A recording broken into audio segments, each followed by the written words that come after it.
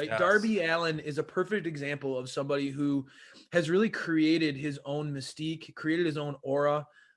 These segments that he has, these promos, they're incredibly unique. And I could never see them being put on another promotion's national television show. Um, they're just so off the wall I and thought, yeah, willing to walk the line of being awkward, like creepy, Mhm. right?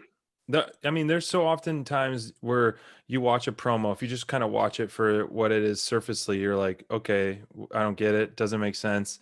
But obviously, there's deeper meaning to it. You got to kind of dive deep into a lot of Darby's promos, and he is an outstanding cinematographer, and he can say Yeah. a lot in a little time. And I especially loved this promo. This was simple but extremely effective. Calling out everyone on Team Taz.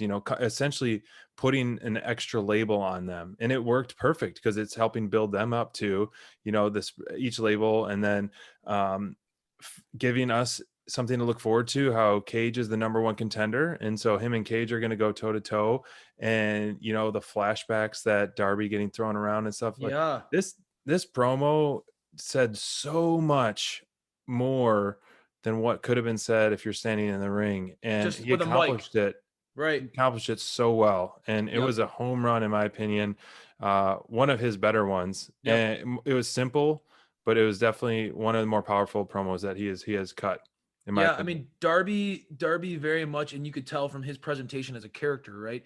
He's very much about the visuals, Yes. allowing the visual to speak for itself, right? We know the old adage, a picture is worth 1,000 words, and I think that Hmm. Darby recognizes sitting alone up in the stands that can send a message and a vibe I love it. and a feeling to the fan base far more than just cutting a crazy promo, right? The segment that we saw here with him kind of going through with Team Taz, now it was mirrored with the exact opposite type of promo where Ricky Starks and Team Taz did the more traditional, like cutting a promo on the mic. And again, Ricky Starks is fire on the mic. Oh my Um, gosh. but this was an example where, like you said, the cinematography of a Darby Allin segment, you could tell he's in good hands as far as where his future is going. And it makes so much sense that AEW really invested in him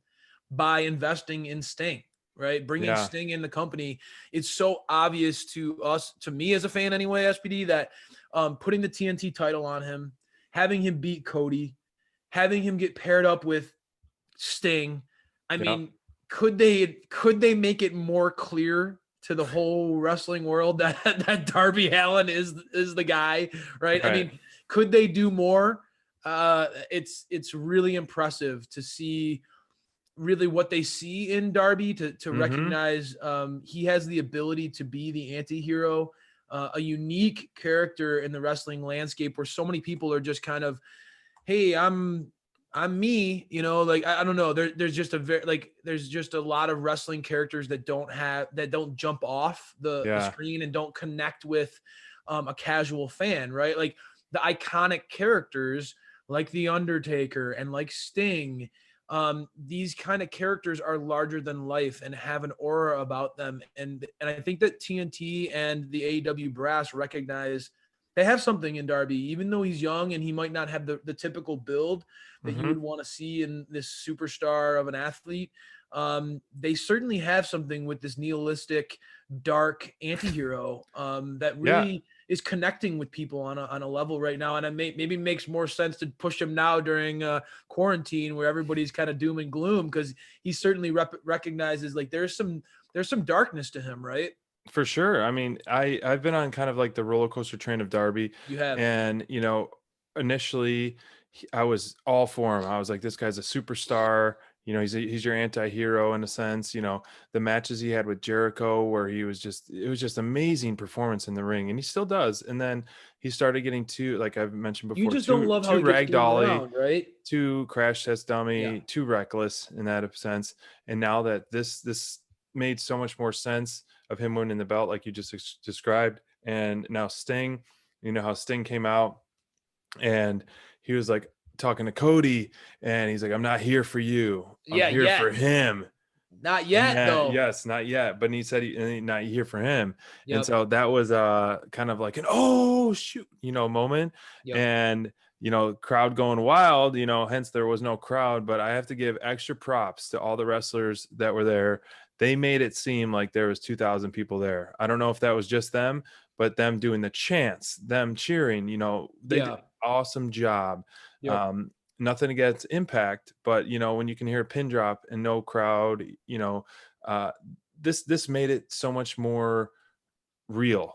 Even if it's just wrestlers in the crowd, you're getting some kind of noise. You're seeing some other people other than just the people in the ring and the camera, which essentially that's what we're here for. Well, But yeah, I mean, energy is a real thing, right? I Mhm. mean, like wrestling, one of the things I've always loved about wrestling, and anybody who knows me and who's gone to a sporting event with me can attest, I like to be loud. I like to enjoy and feel the moment. I It's am not not, uncommon you lose your voice. or get kicked out. I am loud. I like to have a lot of fun. And wrestling is all about immersing yourself in the story and caring about your True. characters. Every single match you have an opportunity to have your guy be the favorite guy. I can't tell you how many times I've gone back and watched Dynamite Download and I've said, I'm a Lance Archer guy, or I'm an FTR guy. I have so many guys that I love. And I think that that's what's great about professional wrestling is that you can get fully immersed in it. And I Hmm. think that, you know, for all those people who are critiquing the vibe and the buzz around Sting, it's just people who are immersing themselves and allowing themselves to feel the joy and excitement of seeing a guy that it's not just seeing Sting, but seeing him presented in a way that we can be Hmm. excited about again. He has the mystique and the aura again. He's not presented in no offense to WWE, but I understand Sting was their greatest competition and almost put them out of business. So Yes. it takes a certain type of humility to want to promote somebody on your show after they fought you and made your life hell for so many years. So True. he was never presented in the way in WWE that we as Stinger fans wanted to see. And so I have the utmost confidence that, like you just talked about earlier, that Tony Khan's going to give uh, Sting the ball and let him run with it and let him control his character. And Oh, it's gonna be great. that's going to lead to great television.